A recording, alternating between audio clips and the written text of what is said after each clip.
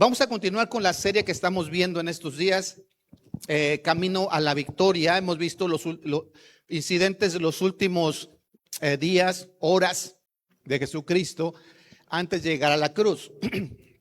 ¿Se acuerdan cómo vimos? La serie se llama Camino a la Victoria. Y primeramente hablamos cómo había un complot en proceso en contra de Jesús. Los sacerdotes y los líderes estaban buscando cómo aprender a Jesús, ¿sí? Y después de ¿cuál siguió?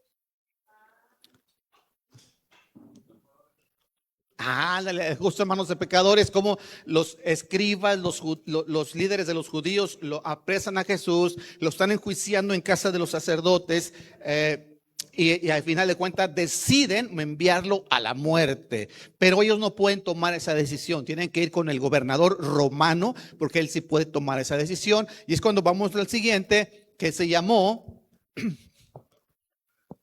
¿cómo? Tratando con autoridades injustas, ¿se acuerdan? Corruptas, perdón. Ahí están, hay mucha corrupción y todo esto. Y después de esto, ¿qué vimos? ¿Sí? Cuando ahí Pilato finalmente él decía, es que yo veo que no tiene ningún mal, pero pues bueno, como ustedes quieran, y lo entregó en sus manos para que fuera crucificado. Una sentencia completamente injusta. ¿Eso cuándo lo vimos? Eso fue la semana pasada. Entonces, el título de hoy es, ¿alguien sabe cómo es el título de hoy? Ahí estuvo circulando en las redes sociales. Misión cumplida.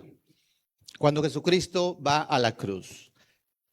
Y vamos a ver que para entender que Cristo tenía que cumplir esta misión, para comprar nuestra salvación, para ganar nuestra salvación, una salvación tan grande, Él tenía que sufrir, ¿verdad? Y voy a dividir esto en tres momentos diferentes. El primero es unos momentos difíciles, cuando va caminando, cargando una cruz y de subidita. ¿Alguien ha pasado eso? ¿Alguien ha ido al Cerro de la Silla alguna vez? ¿Y qué es más fácil, subir o bajar? ¿Qué es más complicado? Y luego de repente tu compañero te dice, ya me cansé, llévame cargado. No, menos, ¿verdad? Entonces iba Jesús subiendo el Calvario con una cruz, después de haber pasado toda la noche sin dormir, sin comer, sin tomar agua, desangrándose porque lo habían golpeado bastante. Iba subiendo. El segundo momento, vamos a ver momentos intensos cuando está sobre la cruz. Ahí vamos a ver cosas que sucedieron. Y tercero, los momentos finales, antes de expirar, antes de morir y entregar su espíritu a Dios. Esas son las tres partes de este día. Antes de continuar, quisiera que me acompañen a orar. Cierren sus ojos y vamos a hacer una oración. Padre nuestro que estás en el cielo, muchas gracias, Dios, por este día. Gracias por los cantos. Gracias por cada parte de este programa que ha traído edificación, gozo, ánimo a nuestro corazón. Y ahora que vamos a introducirnos al estudio de tu palabra, te pedimos que tú nos guíes, que tú quites todo estorbo, todo impedimento de nuestra mente y de nuestro cuerpo. A mí en lo personal, que me limpies de todo pecado para que tu palabra pueda llegar limpia, transparente a cada persona que me esté escuchando aquí presente o en la transmisión. A todos los que nos escuchan, a todos los presentes, ayúdanos a ser sensibles, que tengamos una misma mente, una misma sintonía contigo para entender lo que tú nos quieres decir.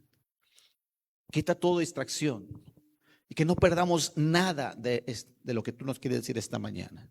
En el nombre de Jesucristo lo pedimos. Amén. Vamos a empezar directamente en esos momentos difíciles. Y vamos a ir viendo varias partes en la Biblia. Si usted quiere ir viendo, ahí vamos a empezar ahí en Marcos capítulo 15. Pero ahorita lo vamos a ver. Después de que Jesús fue golpeado y se acuerdan ustedes que la Biblia no nos dice cuántos latigazos le dieron, pero posiblemente hayan sido unos 40 según la ley judía. Mínimo, porque los romanos no tenían límite en cuanto a los latigazos. Iba ensangrentado con la corona de espinas y sale rumbo al Calvario, cargando aquella cruz. Pero yo veo aquí que va débil, cargando, y por alguna razón los soldados agarran a un hombre que le ayude con la cruz. ¿Se acuerdan? ¿Han visto esta parte de la historia? ¿Se acuerdan cómo se llamó ese hombre? Muy bien. Entonces vamos a ver primeramente alguien que carga la cruz con Jesús. Y ahí en Marcos 15:21 dice, y obligaron a uno que pasaba, Simón de Cirene, padre de Alejandro y de Rufo, que venía del campo, a que le llevase la cruz. Fíjate, él venía del trabajo. Tal vez venía cansado, tal vez quería llegar a su casa a almorzar, a comer, tal vez, no sé, pero él venía de trabajar, venía del campo, o tal vez nomás fue a dar una vuelta, pero el caso es que venía del campo. Es muy importante, viene del campo y lo toman para que le ayude a Jesús a cargar la cruz. Y a final de cuentas, él le ayudó a subir ese calvario. Este hombre representa un cuadro de aquellos que deciden cargar la cruz con Jesús. No rehúsan, sino que en medio de sus actividades están dispuestos a cargar esa cruz. Porque él pudo haber dicho, no, yo no quiero, o sea, tal vez lo obligaron y no le quedó más remedio. Pero hay mucha gente que dice, yo no quiero cargar la cruz. Es muy pesada la cruz de Jesús. Es bien difícil eso de ser cristiano. Es bien difícil cumplir con Dios. ¿Ha escuchado usted ese tipo de palabras? ¿Ha escuchado que la gente dice, no, hombre, eso de ser cristiano es bien difícil? No, a mí no me hables de la iglesia porque es bien difícil obedecer a Dios. Pero en Lucas 9:23 dice, y decía a todos, si alguno quiere venir en pos de mí, niéguese a sí mismo. ¿Y qué dice? Tome su cruz cada día y sígame. Entonces, ¿qué es lo que tiene que hacer el que quiere seguir a Jesús? Primero es negarse a sí mismo. ¿Y qué es el negarse a sí mismo? Es poner a Jesús por encima de todas las actividades y las cosas que yo estoy involucrado. Niéguese a sí mismo y dejar de decir, lo mío es más importante. Dios, no puedo seguirte porque yo tengo esto, porque yo tengo aquello, porque, sí, porque vivo bien lejos. ¿Quién vive más lejos aquí? Eder vive pasando la frontera. Nico, allá en la hermana República de Suazua. Baldo, Baldo y Blanquito, ¿de dónde vienen? Libramiento Noreste. ¿Sí? Julián e Irene vienen de acá ¿cómo se llama? Bosques del Rey. Ya prácticamente su barda es el Cerro de la Silla. ¿Quién más viene de lejos? Dani, ¿dónde viene? Lalo viene de allá de San Nicolás. ¿Por la avenida de qué? Por la avenida República Mexicana. Sin embargo, hay gente que vive aquí bien cerquita. Ay, es que no puedo porque la clave es niégate a ti mismo. O sea, tus cosas no son más importantes que Dios. Mis cosas. El negarme a mí mismo es, mis cosas no son más importantes que Dios. Entonces yo puedo cargar la cruz. Porque para muchos hoy en día cargan la cruz, o cargar la cruz es una carga muy pesada. Es bien difícil obedecer a Dios. ¿Ha escuchado gente que dice que obedecer a Dios es bien difícil? ¿Sí? Y para usted, ¿es difícil o no es difícil? ¿Obedecer a Dios será difícil? Ahora mira lo que dice en 1 de Juan 5:3. Pues este es el amor a Dios. ¿Que qué? Que guardemos sus mandamientos. Y eso es lo que a mucha gente le parece una cruz muy pesada, el guardar sus mandamientos. Este es el amor a Dios. O sea, de esta manera demuestro que amo a Dios. ¿Cómo? Guardando sus mandamientos, obedeciéndole. Y dice, ¿y sus mandamientos qué? O sea, ¿es difícil o no es difícil? Pero hay un requisito. Cuando realmente amo a Dios.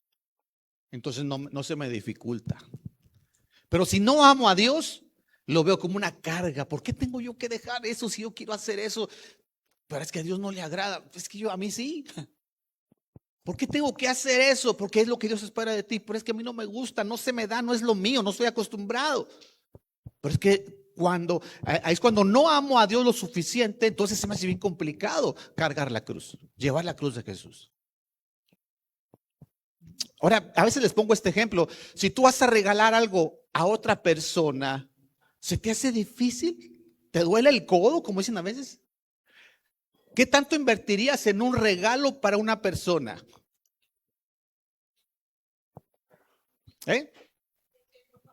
¿Verdad que sí? A eso quería llegar. Depende de quién sea. Porque si es alguien a quien tú amas, no escatimas. Pero si es alguien que no amas, es más, es alguien que te cae gordo, lo mínimo posible. ¿Cómo? ¿Cuál es el mínimo que puedo comprar? Entonces piensa en esto. Jesús, por amor a ti, llevaba la cruz cargando al Calvario. Entonces, por amor, nosotros, por amor a Jesucristo, podemos cargar esa cruz también. Pero si no amamos a Jesús, esa cruz será un gran peso en tu vida. Entonces te vas a unir a esa multitud que dice, es bien difícil ser cristiano. Es bien difícil seguir el camino de Dios. Porque no hay amor suficiente. ¿Te imaginas lo difícil que es vivir con otra persona? Con diferentes costumbres, tradiciones, hábitos, disciplinas. Y dices, pero ¿cómo es posible que un hombre se casa con una mujer y de ahí en adelante viven juntos? ¿Cuál es la diferencia? El amor. Entonces, ese es el punto, chicos. Si amamos a Dios, créeme, no será difícil llevar esa cruz. Regresando a la historia, luego dice que estaban ahí unas mujeres llorando, haciendo lamentación por él. ¿Cómo lo verían estas mujeres a Jesús ensangrentado? Que lloraban por él. Y Jesús les dice, mujeres, no lloren por mí, lloren por ustedes. Lloren por ustedes y lloren por sus hijos. Y empiezan a hablar de una profecía que dice que en el futuro aquellos que han rechazado a Jesucristo buscarán la muerte. La muerte les será mucho mejor que lo que estén sufriendo. En otras palabras, aquellos que rechazan a Jesucristo sufrirán mucho más que lo que está sufriendo Jesucristo en ese momento. Por eso dice él, mujeres, no lloren por mí, lloren por ustedes y por sus hijos. ¿Se acuerdan ustedes que los judíos dijeron, su sangre caiga sobre nosotros y sobre nuestros hijos? ¿Se acuerdan? Eso lo vimos la semana pasada. Entonces Jesús le está diciendo, ni saben lo que les espera por haber rechazado al Mesías. Así es que si me ven a mí en una situación deplorable, usted va a ser mucho peor y sus descendientes. Entonces ahí simplemente él continúa adelante el camino hacia el Calvario. Y es aquí donde llega a la cima y empezamos a ver la siguiente parte, que son los momentos intensos. Al llegar a la cumbre, dice la Biblia que le dan vinagre, pero él lo rechaza. Marcos 15:23, ahí nos narra eso. Ahí nos dice que le dieron vino mezclado con mirra. En los otros evangelios dice que era vinagre. Pues bueno, era una especie de vinagre. Pero la pregunta es, ¿por qué en esos eventos traen una olla de vinagre ahí? ¿Para qué usaría usted un vinagre? ¿Para qué? ¿Para qué? ¿Para limpieza? ¿Para qué más? ¿Para las ensaladas? ¿Para las plagas? También. Hay que aplicarla entonces. Pero en un evento así, ¿qué anda haciendo ahí una olla de vinagre? Bueno, los historiadores hablaban de que venía ya tan deshidratado que tal vez le dieron para que se hidratara un poco, pero también era por sus propiedades analgésicas. has visto cuando te tomas un paracetamol, un diclofenaco, ¿qué más? Analgésicos, ibuprofeno, naproxeno, y que te aliviana un poquito, te levantas, ¿te has fijado? Bueno, y los dolores se te calman. Bueno, tal vez también por eso se lo daban, para que aguantara un poco más el castigo que todavía apenas estaba empezando. Pero él lo rechazó. Jesús rechazó ese vinagre que le dieron. No nos dice por qué, pero por entender las razones por las que se los daban, Jesucristo no quería minimizar en nada esos dolores que él estaba sintiendo. No quería, tal vez, quería mantener sus sentidos agudos, no perderlos por causa del vino, sino que quería estar al 100% y sentir cada cosa que tuviera que sentir. ¿Sabes por qué? Porque ese era el precio del pecado. Tú y yo merecíamos estar en ese lugar. Él dijo, yo voy a ocupar tu lugar. El castigo que tú merecías, lo voy a llevar yo. Imagínate, pero primero me eché una copita, espérame, para que no me duela tanto. No, él quería experimentarlo al 100%. Porque él fue 100% humano, igual que tú y que yo. Le dolía. Lo que estaba sintiendo en carne propia eran dolores intensos, debilidad intensa. Porque él conoce nuestra humanidad. Así es que cuando tú pases por sufrimientos, ten la seguridad que Jesús lo entiende al 100%. Dice en Hebreos 4 que Jesús fue tentado en todo según nuestra semejanza. O sea, al igual que nosotros, a él también le dolió. Él también sufrió. Él también lloró. Él también experimentó el rechazo. Cuando tú te sientas angustiado por cosas que están pasando en tu vida, siéntete confiado de con Jesucristo, es nuestro sumo sacerdote que también sabe lo que nosotros sentimos y se identifica con nosotros, porque también lo padeció. Ok, lo pusieron sobre la cruz. Y viene Pilatos y pone un letrero sobre aquella cruz. Ahí en Juan 19.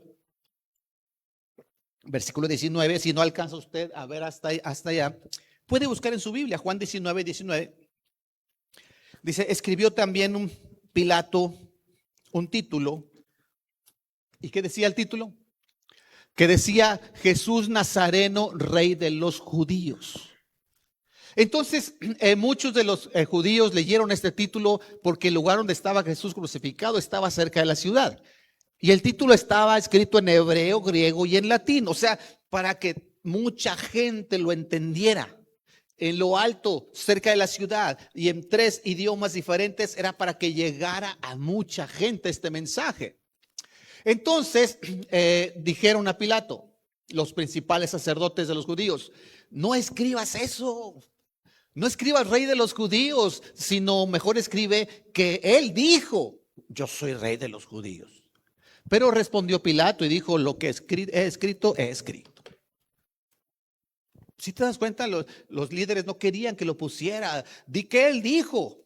Tú le estás dando el título de rey de los judíos y no lo es. Él dice, pero no es. Y Pilato dice, yo ya lo escribí. Así se va a quedar. ¿Se acuerda usted cuando Pilato decía 3 veces, mínimo 3 veces dijo, yo no hallo ningún delito en él? Y cuando decían crucifícale, él decía, a vuestro rey he de crucificar.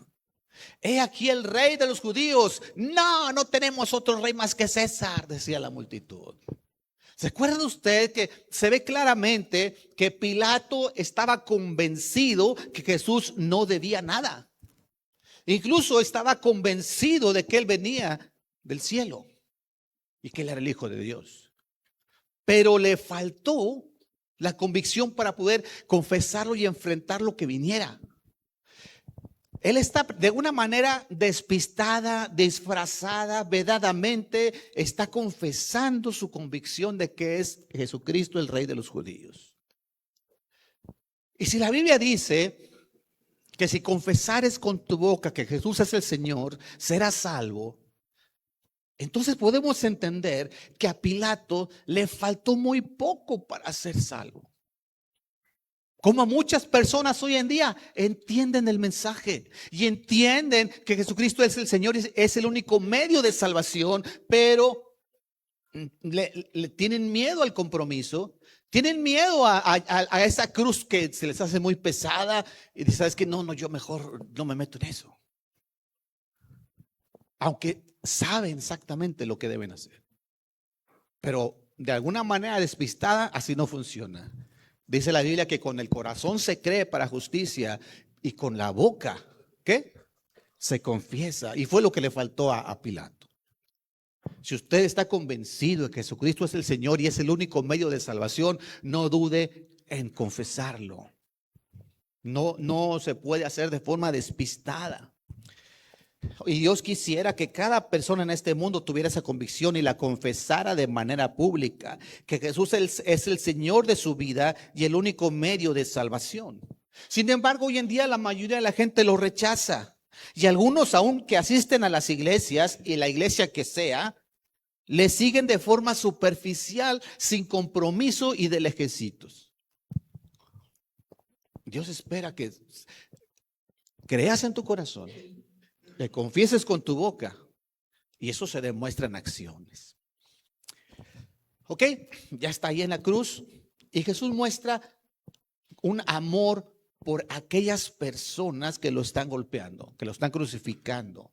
Cuando estando ahí, en Lucas 23:34, Jesús decía, Padre, perdónalos. ¿Por qué? Porque no saben lo que hacen. Y luego se repartieron entre sí sus vestidos echando suertes. Pero enfoquémonos ahorita en esta frase. Padre, perdónalos, porque no saben lo que hacen. Ponte en ese lugar, en el lugar de Cristo. Tú serías capaz de perdonar a aquellos que te han golpeado casi a muerte, se han burlado y le han dado escupitajos, le han arrancado la barba a tirones, su piel toda desgarrada por los latigazos. Y todavía él dice, Dios, perdónalos. ¿Tú serías capaz de perdonar eso? Yo veo mucho silencio. Jesús, desde que nos enseñó el Padre Nuestro, Él le enseñó a perdonar. Cuando dijo, Padre, perdona nuestras deudas, así como nosotros perdonamos a los que nos ofenden. Es decir, en la medida que yo sea capaz de perdonar a los que me ofenden, en esa medida Dios me va a perdonar a mí. Y volvemos a la pregunta, ¿usted sería capaz de perdonar algo tan grave en tu contra? ¿Será bueno hacerlo? ¿Es bueno perdonar a aquellos que nos ofenden por grave que sea el daño? ¿Podemos hacerlo? ¿O se torna difícil? Si usted se da cuenta, ahí no solamente lo enseñó en la oración del Padre Nuestro, sino ahora nos está poniendo el ejemplo. En Mateo 5:44 dice, pero yo os digo, amad a vuestros enemigos. ¿Qué más?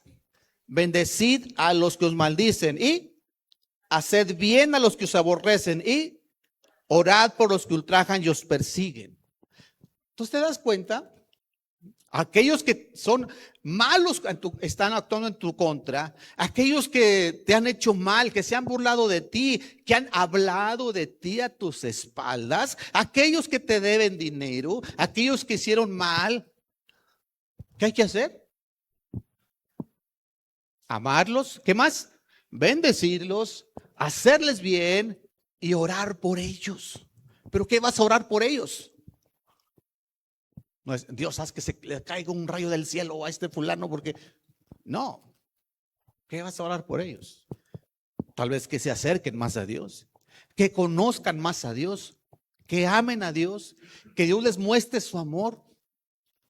No tanto de que cambia a este que es un desgraciado. No. Dios, ámale, muéstrate en su vida. Entonces, en resumen, aquí dice que un hijo de Dios ama, ora, bendice, hace bien y ora por las personas que de alguna manera son hostiles para con él. Otra vez, Jesús nos está poniendo el ejemplo. Extrema ofensa, extremo perdón. Grandes males, grandes remedios. ¿Usted sería capaz de perdonar eso? Sabes que muchos de los conflictos familiares son por falta de perdón. Conflictos entre amigos son por falta de perdón. ¿Sí? ¿Ok? Pasó eso. Entonces Jesucristo voltea y busca la protección para su madre. Dice Juan 16, 19, 26. Cuando Jesús vio a su madre y vio al discípulo a quien él amaba. No, era este primero, ¿verdad? Sí, déjalo. Sí. Ahorita vemos esta parte. Déjame hablar de cuando echaron suerte sobre su ropa. Vamos a hablar de este versículo primero. Cuando los soldados hubieron crucificado a Jesús, tomaron sus vestidos e hicieron 4 partes, una para cada soldado. Imagínate, los soldados están, este para mí, este para mí, este para mí. ¿Se acuerda usted que antes usaban diferentes capas de ropa? Por ejemplo, una similitud, hoy diría, yo traigo una camisa, abajo traigo una camiseta, una playera, también traigo un pantalón, y no le voy a platicar qué más. En aquel tiempo usaban diferentes piezas también. Entonces cuando se las quitan dicen, este es para mí, este para mí. Pero luego cuando llegan a su túnica, dice, tomaron también su túnica, la cual era sin costura, de un solo tejido, de arriba a abajo. O sea, una sola pieza era su túnica. ¿Y qué hicieron con ello? Dijeron, no la apartamos, sino echemos suerte sobre ella a ver de quién será. Eso ya estaba profetizado y fue para que se cumpliera la escritura que dijo, repartieron entre sí mis vestidos y sobre mi ropa echaron suertes. Y así lo hicieron los soldados. Es decir, vieron la vestidura, la túnica de una sola pieza, sin cortes, sin pegazones, una sola pieza. Y dijeron, no hay que romperla, no, mejor vamos a rifarla. Piedra, papel y tijeras. No sé cómo le hicieron. Pero el caso es que vamos a rifarla, a ver quién, para no romperla. Vale mucho así. Ya partida en pedazos va a valer menos. Chavos, en la Biblia, la vestidura, ¿se recuerda usted qué representa? Las acciones, exacto. Las acciones, en este caso, en el Apocalipsis habla de vestiduras blancas que son acciones justas. Una vestidura manchada será acciones no justas, injustas. En este caso, una vestuario, un vestido de una sola pieza, ¿qué te dice? Integridad.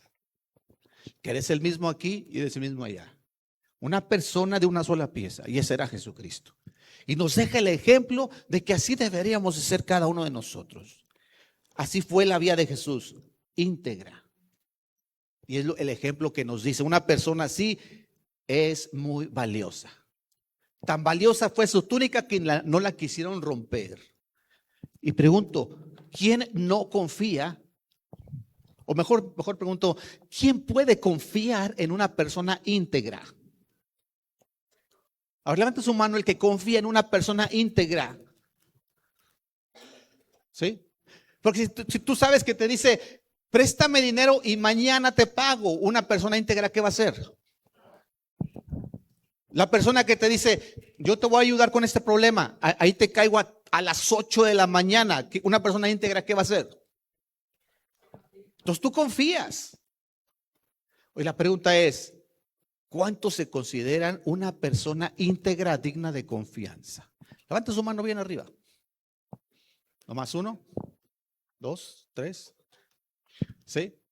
Una persona que no va a decir, discúlpame mucho, de veras, excúsame, pero es que me pasó esto y no llegué. Me habías avisado, me dejaste colgado.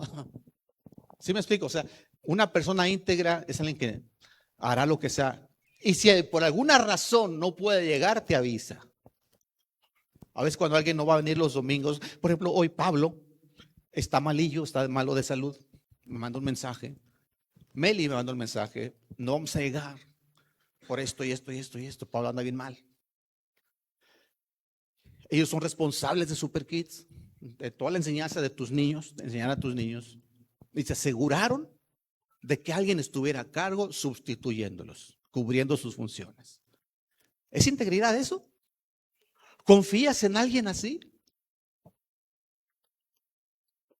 Pero una persona que simplemente no se aparece, simplemente busca decir, cuando me pregunten, ya tengo algo que decir. Eso no es integridad. Y Dios nos enseña a través de Jesucristo que tengamos una vida íntegra. Ahora sí, vamos a hablar de su mamá. En Juan 19, 26, dice que cuando vio Jesús a su madre y al discípulo a quien él amaba, ¿se acuerdan quién era ese? ¿Se acuerdan que Juan nunca quiere hablar de él mismo por su nombre? Siempre se refiere como, ¿qué es? ¿Tercera persona? ¿Sí va? Dice que estaba presente, dijo a su madre, mujer, he allá tu hijo. Y después dijo al discípulo, he ahí tu madre. Y desde aquel día, desde aquella hora, el discípulo la recibió en su casa. O sea, está buscando de que él ya se va a ir. Ya no sabemos si José, su padre terrenal, ya no estaba, pero María necesitaba ser cuidada por alguien. Y en aquel tiempo no era como ahora, que la mujer pues puede salir y buscar un trabajo y arreglárselas. No, en aquel tiempo era bien difícil. Una mujer sola que no tenía esposo y no tenía hijos que le apoyaran, sufría demasiado. No podía trabajar, no se le daba trabajo tan fácilmente. Tenía que ver a quién le regalaba, a ver, vivía de las ayudas de las personas. Entonces, aquí es lo que está buscando, una protección para su mamá, para María. Esta protección es la que tú encuentras cuando llegas a Cristo. Es decir, cuando una persona llega a Jesucristo, aquí tienes una familia. Mira lo que dice en Mateo 12, 48. Dice, respondiendo él al que decía esto, le dice, ¿quién es mi madre y quiénes son mis hermanos? Extendiendo su mano hacia sus discípulos, dijo, he aquí mi madre y mis hermanos. Porque todo aquel que hace la voluntad de mi Padre, que está en los cielos, ese es mi hermano, mi hermana y madre. Ese fue un día que Jesús estaba enseñando. Llegó María con sus otros hijos. Y dijo, oye, andamos buscando a Jesús, está ahí. Dile que queríamos hablar con él. Ah, ok, ahorita le digo. Y un discípulo fue y le dice, Jesús, allá afuera está tu mamá y están tus hermanos, Jacobo, José, Simón y Judas. Son los hermanos de Jesús, Jacobo, José, Simón y Judas. Y dice, ahí están afuera, te están esperando. Y dice, ¿quién es mi madre?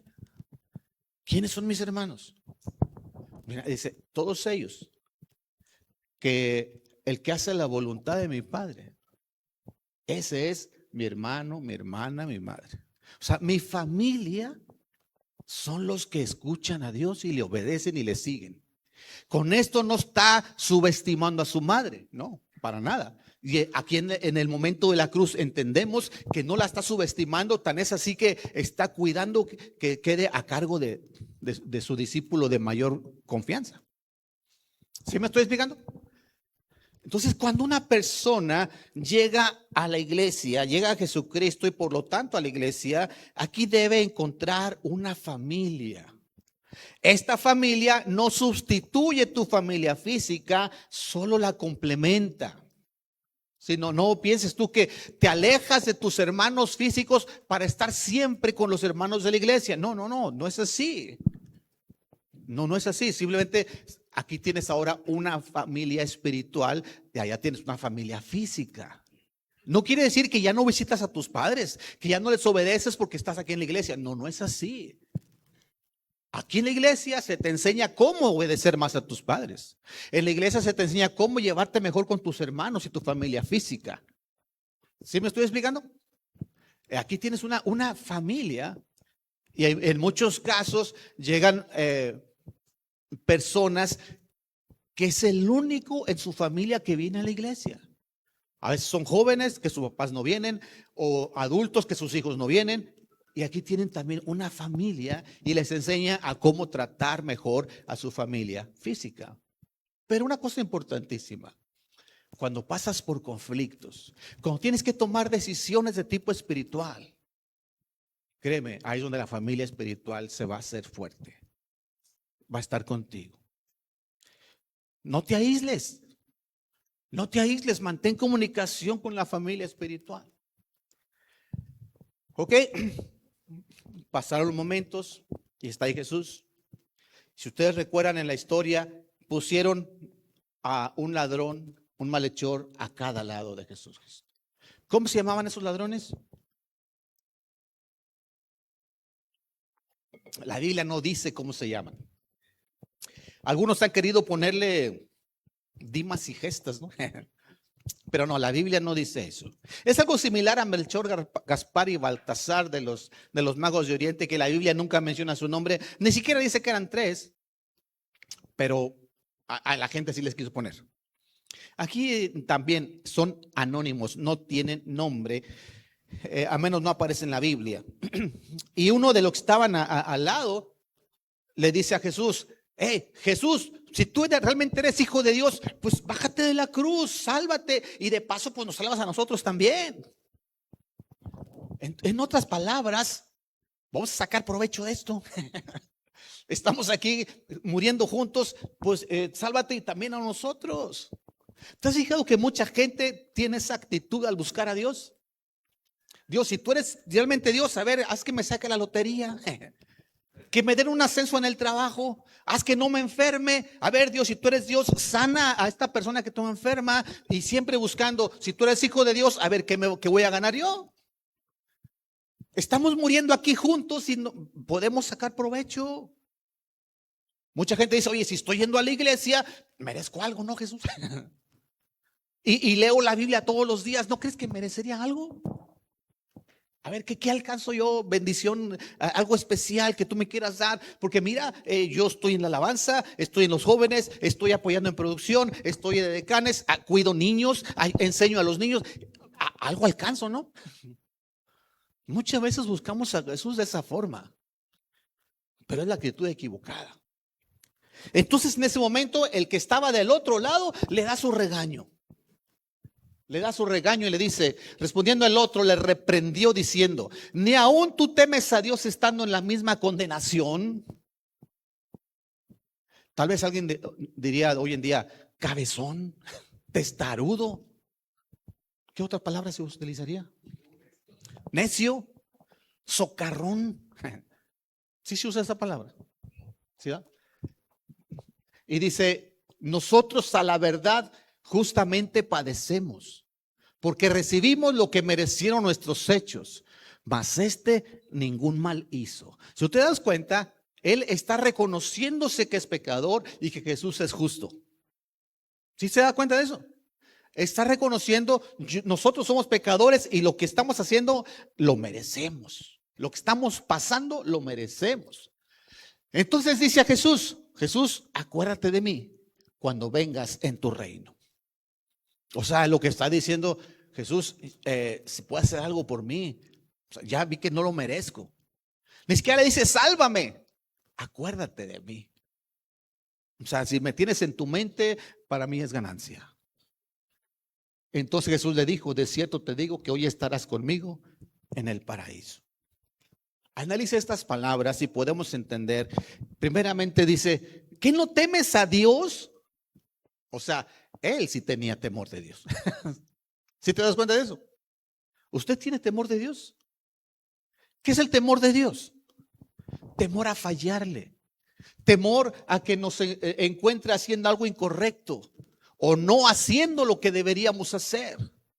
Ese es el temor a Dios. Algunos lo traducen en respeto, por lo que sea, pero hay una consecuencia. Entender que hay una consecuencia por no hacer lo que yo sé que debo hacer. Y luego cuando dice: nosotros padecemos por nuestro pecado, él está reconociéndose a sí mismo ser pecador. Y tercero, cuando dice a Jesús: acuérdate de mí cuando vengas en tu reino, él reconoce a Jesús como el único que le puede salvar. ¿Se da cuenta? Si analizamos esto, ese es el requisito que Dios pide para ser salvo. ¿Usted teme a Dios? Y sabe que hay unas consecuencias por el pecado, ¿sí? ¿Usted se reconoce que es pecador? ¿Sí? Ahora otra vez. ¿Usted se reconoce que es pecador? No me diga amén, porque amén significa así sea. Sí, sigamos pecando. No, no, no es así. A veces congregaciones, muchas veces, amén, y ni sin reflexionar lo que están diciendo amén. ¿Verdad? Aquí la clave es, sí soy pecador y no quiero serlo. Quiero ir quitando el pecado de mi vida. Y la tercera cosa, usted reconoce a Jesús como el único medio de salvación. Amén. Ahora sí diga amén. Usted reconoce que no hay otro medio, ni las buenas obras, ni ninguna deidad, otra deidad, ningún otro ser. Solo Jesucristo es el único medio de salvación. Si usted no apenas está entendiendo eso, usted necesita creerlo para que usted pueda ser salvo. Por eso Jesús le dice, de cierto te digo, o sea, en verdad te digo, que hoy estarás conmigo en el paraíso. No dice, tal vez estés, es una seguridad. Hoy, porque Él sabe que ese día van a morir. Y ese día, hoy estarás conmigo allá en el paraíso. Ok, siguieron el sufrimiento y vienen burlas. La gente se burlaba de Jesús. Una de las cosas terribles que tenía la crucifixión era la humillación. Tanta gente viéndolos alrededor y la gente burlándose. Aparte del sufrimiento de los clavos, la corona, latigazos, era la humillación de tanta gente burlándose de ellos. Y vamos a ver varios tipos de personas que se burlaban de Jesús. Primero en Mateo 27:39 habla de los que pasaban. Este pasaje no lo tengo ahí, pero si usted quisiera buscarlo en Mateo 27:39, ahí nos habla de esos que pasaban y se burlaban de Jesús. Dice ahí,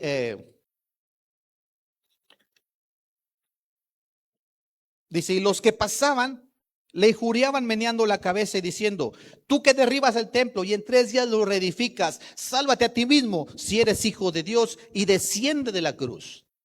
En otras palabras, estos hombres que pasaban seguramente eran judíos, igual que Jesús, porque están hablando del templo, están haciendo referencia al templo. Y solamente para los judíos el templo era algo importante, algo sagrado. Estos hombres que son la misma sangre, la misma familia, tal vez podríamos decir, son aquellos que están atacando a Jesús y se están burlando de él. Entonces es difícil entender esto, que es común que cuando alguien se acerca a Dios, a veces son los mismos cercanos los que se empiezan a burlar y atacar y poner obstáculos. Es difícil enfrentar los ataques, pero aún más fuerte es cuando vienen de la misma familia, los misma gente cercana, sea familia física o familia espiritual. Cuando dicen, ¿a poco también se da? Sí se da. Cuando alguien quiere echarle ganas y quiere empezar a crecer, a veces los mismos cristianos se burlan de él. Porque es muy espiritual, porque mira, él nunca falla, es el conce, así le dicen, porque quiere quedar bien y se burlan. No se diga a veces los que están afuera, la familia física, los amigos, los conocidos. Se puede dar. No en todos los casos, unos lo enfrentan de una manera, otros lo enfrentarán de otra. Pero también, ¿quién más estaba burlando? En Mateo 27:41 hablamos de los religiosos, los líderes religiosos. De esta manera también los principales sacerdotes escarneciéndole, o sea, burlándose. Con los escribas, ¿se acuerdan que hablábamos de los escribas? Eran expertos en la escritura. Y los fariseos eran religiosos. Pura gente que se consideraba de la crema innata, como dijéramos hoy, de la sociedad, la cultura religiosa.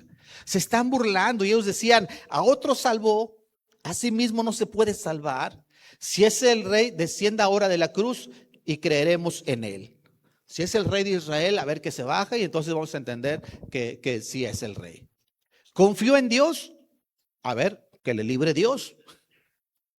Ahora si él quiere, porque ha dicho, yo soy hijo de Dios.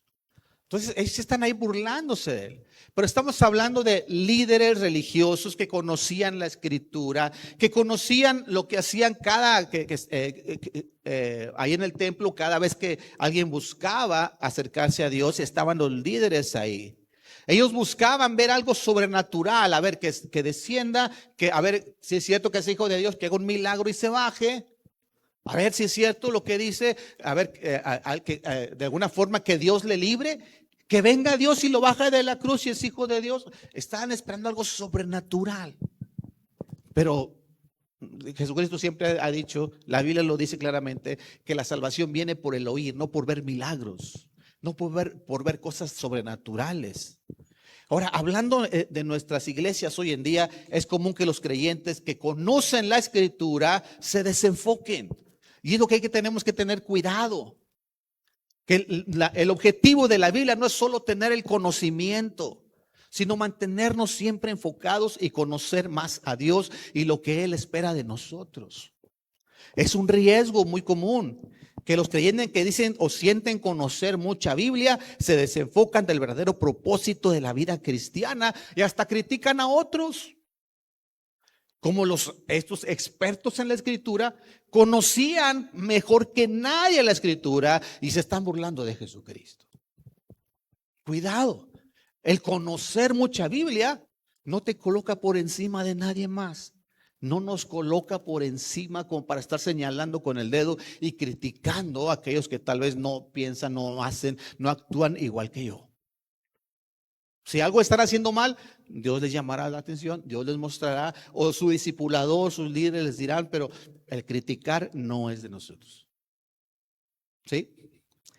Pero también vemos aquí a los soldados, eso lo vemos en Lucas 23, 36, vemos a los soldados, dice Lucas 23, 36, los soldados también les escarnecían, acercándose y presentándole vinagre y diciendo, si tú eres el rey de los judíos, sálvate a ti mismo. Ahí están los soldados librándole. Y aquí estamos hablando de soldados, son los trabajadores, los que le dieron de latigazos, los que le golpearon. Ese era su trabajo. Les pagaban por eso, ¿estamos de acuerdo?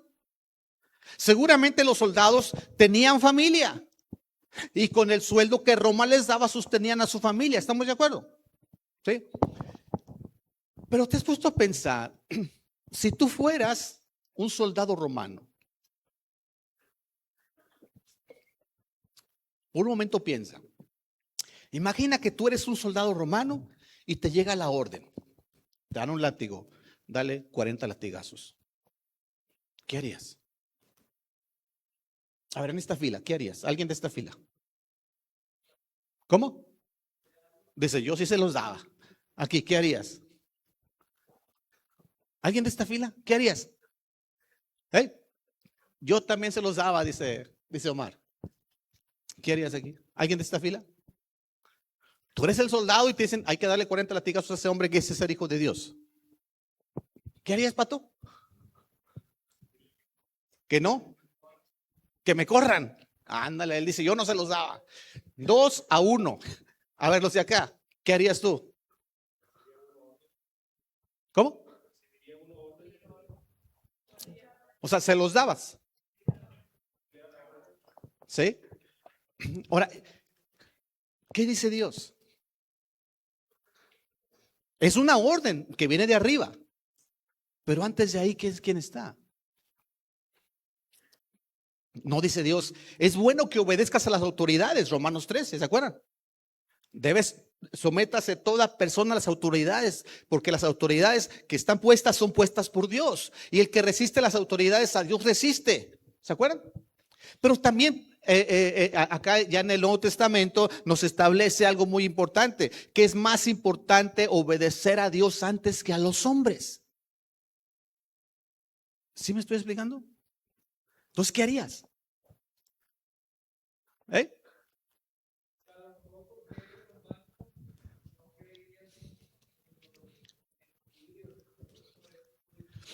¿Sí? Ok. Por eso decía, tú como soldado romano, tú que eres siendo soldado romano, ¿qué harías? ¿Sí me estoy explicando, chicos? O sea, es donde encontramos una disyuntiva, una encrucijada. ¿Qué debo hacer? Porque recibo órdenes, ¿las cumplo o no las cumplo? ¿Las cumplo o no las cumplo? Porque lo que me están ordenando no es correcto. Lo que me pide mi trabajo hacer me aleja de Dios. ¿Qué será lo que debo hacer yo? No sé si tal vez algún soldado pudiera pensar, ¿cómo quisiera yo obedecer más a Dios? Pero mi trabajo no me lo permite. ¿Cómo quisiera buscar más a Dios? Pero mi trabajo no me deja. Esa es la disyuntiva que muchos enfrentamos hoy en día. Es esa encrucijada en que nos encontramos muchas veces. Porque la sociedad nos exige. Nos exige. Y tenemos la responsabilidad y el deber de ser buen testimonio y ser el mejor en tu trabajo.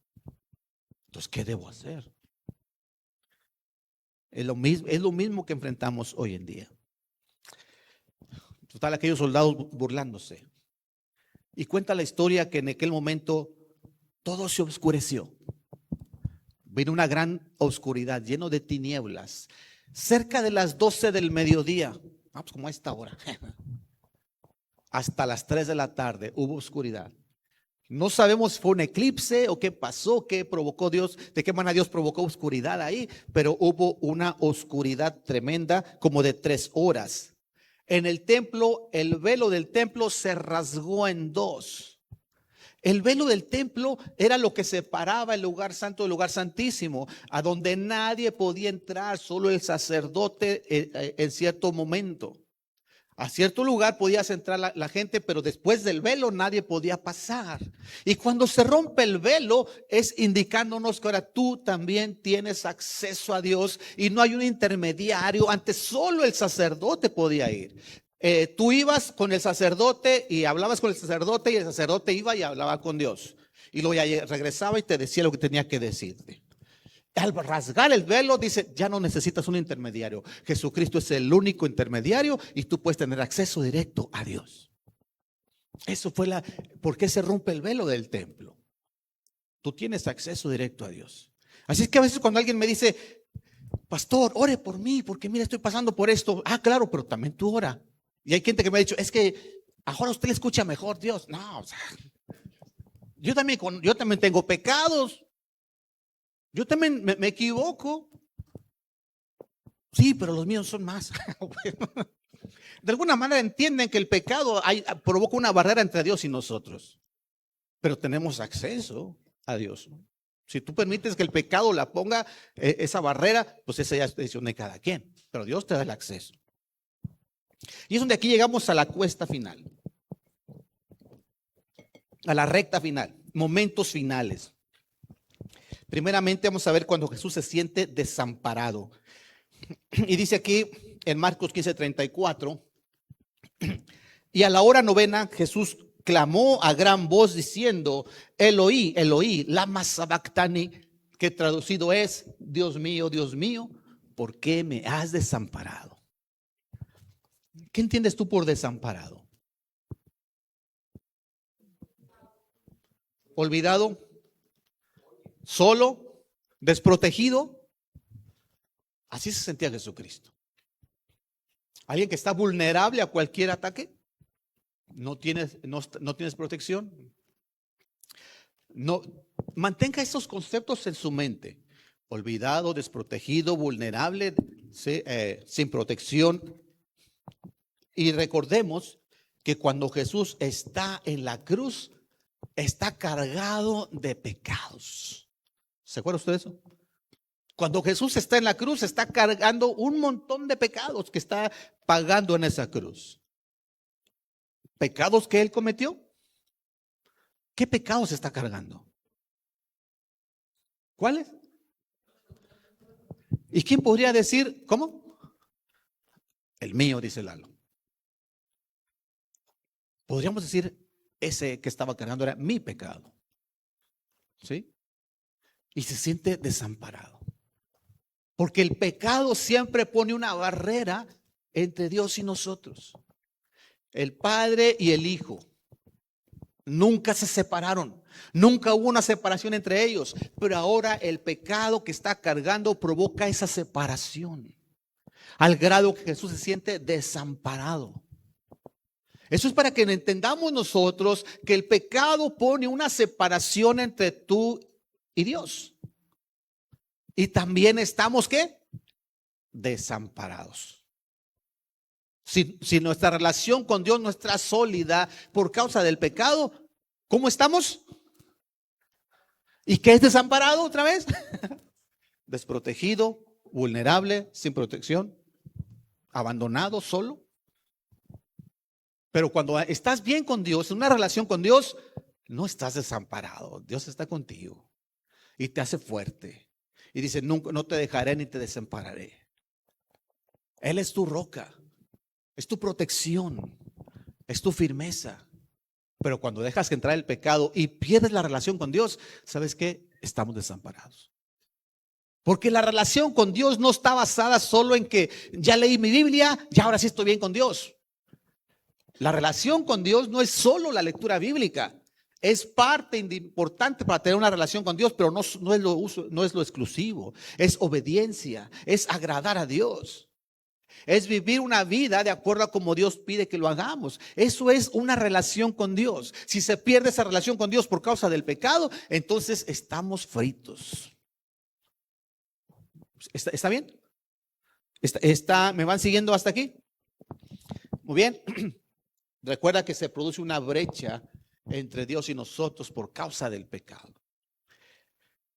Al igual que todo ser humano, Jesús tiene sed. Siente sed en esos momentos. Ya van un montón de horas. Ya sin tomar agua, perdiendo sangre, cansado. Has subido el cerro de la Silla sin llevar agua. No tienes ganas de tomar agua cuando subes el cerro. Imagínate subir el Calvario y cargando una cruz. O sea, seguramente estaba deshidratado al más no poder, que dice, tengo sed. Así como Jesús, es así como muestra su naturaleza humana. Por mostrar esa necesidad física. Llevaba muchas horas ya sin el líquido vital. Además, esos clavos en sus manos, la corona de espinas, los clavos en los pies, las heridas de los latigazos. No sé si le ha pasado, cuando te encajas una espina, se te pone caliente el pedacito. ¿Se han fijado en eso? Imagínate tener todo eso, esos clavos oxidados, produciendo una fiebre también en su cuerpo que le hace perder más líquido. La sed que está teniendo, es que estás experimentando, es intensa. En una ocasión, si ustedes recuerdan, Jesús pasó 40 días en el desierto sin tomar agua y sin comer, y nunca se quejó de sed en el desierto y sin tomar agua. Nadie va al desierto sin llevar agua, ¿estamos de acuerdo? Y él pasó 40 días y nunca se quejó de sed, pero ahora está sintiendo esa sed. No es una sed normal como cuando tú llegas y dices, ay, voy a tomar agua. Es una sed comparable. Aquella sed, ustedes recuerdan esa historia del rico y Lázaro. Cuando el rico va al infierno y Lázaro va al seno de Abraham.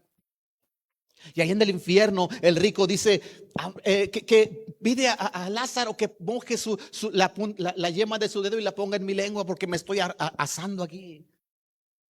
Tenía una sed intensa que solo se experimenta en el infierno. Ahí nos da una semblanza del sufrimiento que van a pasar aquellos que rechazan a Jesucristo en el castigo eterno. Una sed terrible, tal vez similar a la que sentía Jesucristo en ese momento. Aquel rico en el infierno, Jesucristo en la cruz, ¿qué tienen en común? Están pagando pecado. Solo que el rico está pagando su pecado y Jesucristo está pagando el nuestro. Alguien se acerca y le da vinagre. Esta vez sí lo tomó. Es difícil comprender al 100% este momento, este sufrimiento de Jesús. pero nos da una idea más cercana de lo que era el sufrimiento que estaba experimentando. Yo no sé si logré explicarlo al 100%. Y si logremos discernirlo al 100%, es difícil. Pero lo que sí esto nos debe llevar a amar cada vez más a Jesús. A valorar el sacrificio que hizo por nosotros. A ser más obedientes, a ser más fieles. Si Él fue capaz de hacer eso, ¿por qué yo ando tratando de regatearle ahí? No, es que... Y todavía pongo otras cosas más importantes por encima de Jesucristo. Un sufrimiento extremo.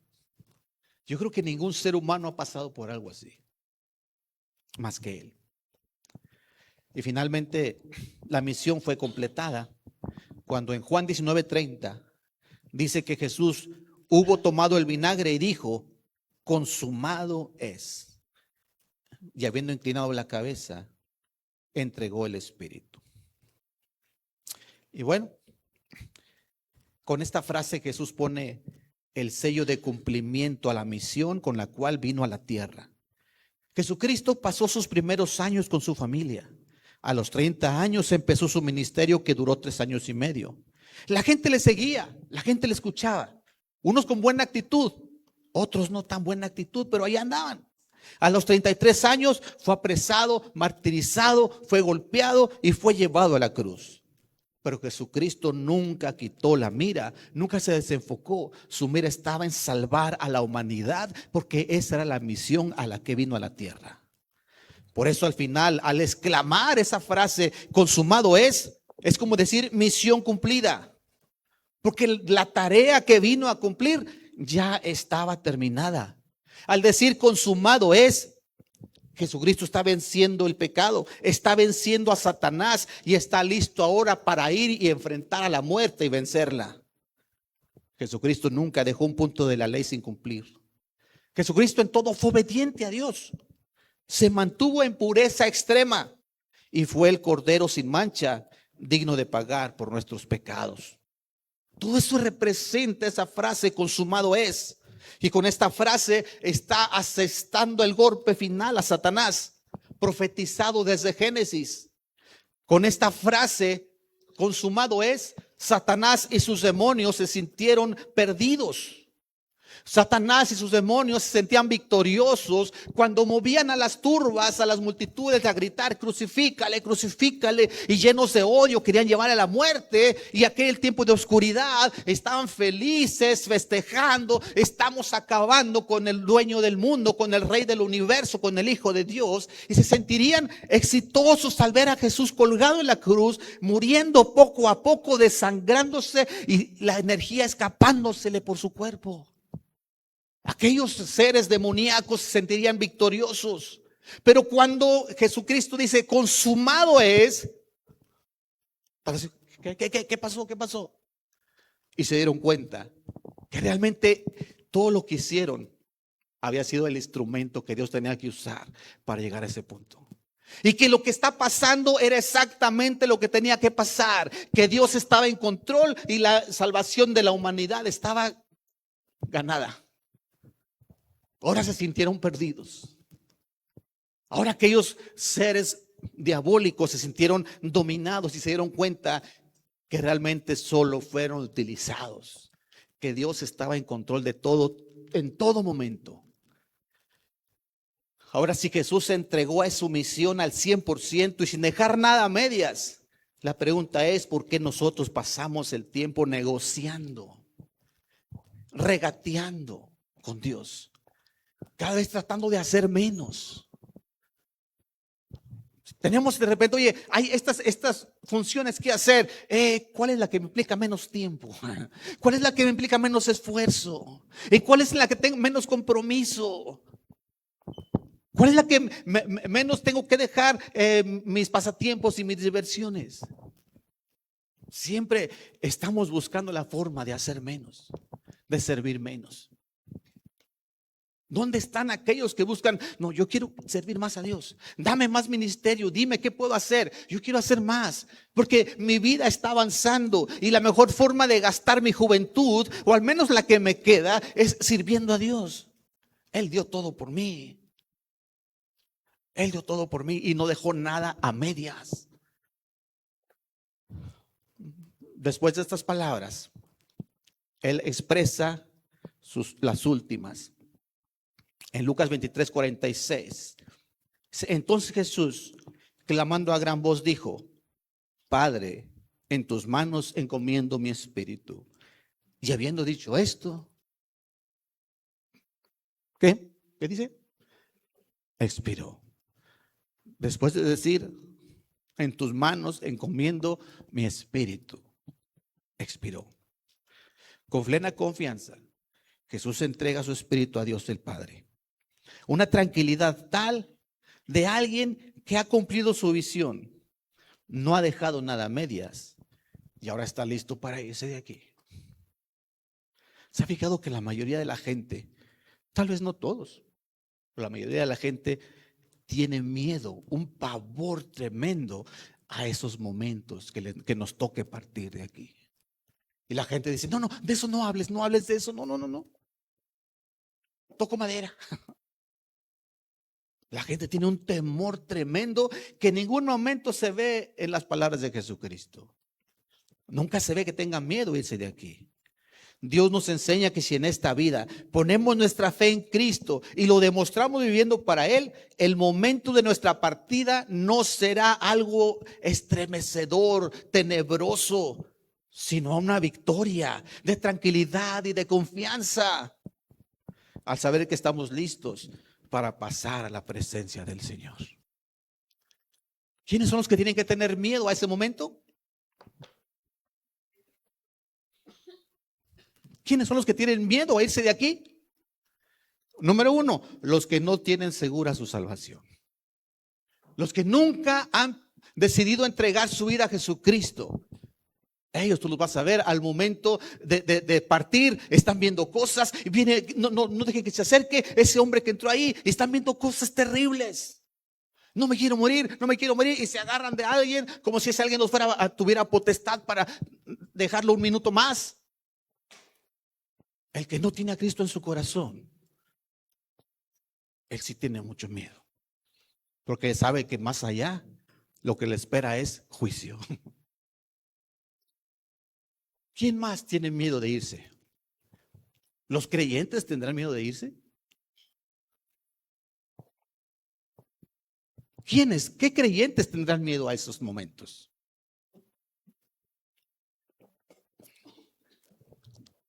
Aquellos que saben que no han utilizado su vida para aquello para lo que nos fue dada. Aquellos que saben que perdí todo el tiempo en mi diversión, en mis pasatiempos, lo que yo quería, y nunca busqué lo que Dios esperaba de mí. Y seguramente al tocar esa puerta, lo que yo reciba será un tirón de orejas fuerte. Si tú tienes a Cristo en tu corazón, no vas a ir al infierno, pero un tirón de orejas no nos salvamos. ¿Me estoy explicando, chicos? Prepárese para ese momento. Alguien decía: vive cada día como si fuera el último de tu vida. Pero algo más sabio sería: vive cada día preparándote para ese último día. Porque la muerte es tan normal como la vida. Un día llegamos y un día nos tendremos que ir. Algunos se van poco a poco porque están enfermando y enfermando y enfermando. Otros nos llegan inesperadamente. No sé cómo va a llegar a mí. No sé cómo te va a llegar a ti. Pero finalmente es como culminar una carrera y cortar el listón. Y estoy listo para ir al podio de los triunfadores. O estoy listo para el tirón de orejas. Eso ya depende de cada uno. Entonces, si en esta vida ponemos nuestra fe en Cristo y lo demostramos viviendo para Él, el momento de nuestra partida será de victoria, de tranquilidad y confianza, al saber que estamos listos para pasar a la presencia del Señor. Yo le invito a que no eche estos momentos de Jesucristo al saco roto. Valórelos. Jesucristo, después de estas palabras, expiró. Entregó su espíritu al Padre. Para terminar, déjeme resumir todo lo que hemos visto hasta aquí. Yo te invito: decídete a cargar la cruz y a sobrellevar las cargas con tus hermanos. ¿Estarás dispuesto a cargar la cruz o te da pena? ¿Te da miedo? a la responsabilidad. Toma el ejemplo de Jesús de perdonar a los que te ofenden. ¿Alguien te ha ofendido? Todos tenemos a alguien a quien nos ha ofendido tal vez. Hay que perdonar. Cultiva una vida de integridad, actuando correctamente, siendo el mismo en todas partes. Si lo que puede ser aquí lo puede hacer allá afuera, está bien. Si lo que es allá afuera no lo puede hacer aquí, entonces estás mal completamente. Algunos dicen, no, es que aquí es el templo, aquí tenemos que guardar cierto respeto y allá afuera no. Si lo que haces aquí no lo puedes hacer allá afuera, entonces está mal. Si lo que haces allá afuera no lo puedes hacer aquí, entonces también está mal. Integridad. Recuerda que en Cristo tú tienes una familia. Dios no te abandona. Aprende a ver aquí, los jóvenes ven a los adultos como su tío. Por eso se usa la palabra tío, ¿se han fijado? Los adultos ven a los jóvenes, aunque no sean sus hijos, los ven como sus hijos, sus sobrinos, a sus hermanos. Aquí tienes una familia donde te puedes apoyar. Decide hoy reconocer a Jesús como el rey de tu vida, no vedadamente, sino abiertamente. Pilato quiso hacerlo poniendo el letrero en la cruz, pero no es lo que Dios espera. Mucha gente hoy en día piensa que confiesan a Jesucristo poniéndole en su carro, Jesucristo es el Señor, pero su vida dice otra cosa. O poniéndole un pescadito ahí en el carro. Y con eso ya están confesando a Cristo. O llenando su Facebook de versículos, pero su vida dice otra cosa. Cuidado. No seamos como el malhechor soberbio, que buscamos solo un provecho para nosotros a través de Jesucristo, sino busquemos ser humildes como el otro malhechor que estaba en el otro lado. Dejémonos de burlar de Jesús. Algunos se burlan abiertamente. Algunos no creyentes se burlan abiertamente de Dios, de los cristianos. Pero hay cristianos que se burlan de Dios también. Simplemente diciendo, sí, yo voy a estar y no estoy. Cuenta conmigo, pero al fin de cuentas no pudo contar. Dejemos de burlarnos de Jesús. No permitas que el pecado te aparte de Dios y te deje desamparado. Si tú has cometido pecado, confiésalo delante de Dios. Somos humanos y yo soy el primero que cometió pecados, pero esos pecados se confiesan para arreglar ese pecado delante de Dios. Crece en amar más a Jesús cada día para comprender lo que Él hizo, comprender su sufrimiento, comprender lo que Él está experimentando por ti y por mí. Crece, eso te debe de llevar a conocer más y amarle cada día más. Y finalmente, cumple tu misión con la que Dios te ha enviado a este mundo. Nadie estamos aquí por casualidad. Tú tienes una misión que cumplir. Jesucristo dijo, consumado es. El día que me toque a mí irme, podré decir lo mismo. Como Pablo decía, estoy listo para ser sacrificado. He peleado la buena batalla, he acabado la carrera, he guardado la fe. ¿Podrás tú decir lo mismo el día que Dios te vaya a llevar? Dios, misión cumplida. A la hora que gustes, me puedes llevar. Casi todos, no, dame un chisito más, Dios. Ahora sí me voy a portar bien. Y si tú me concedes un año más de vida, me voy a portar bien. No, o sea, es ahora. Es ahora. Cumple esa misión.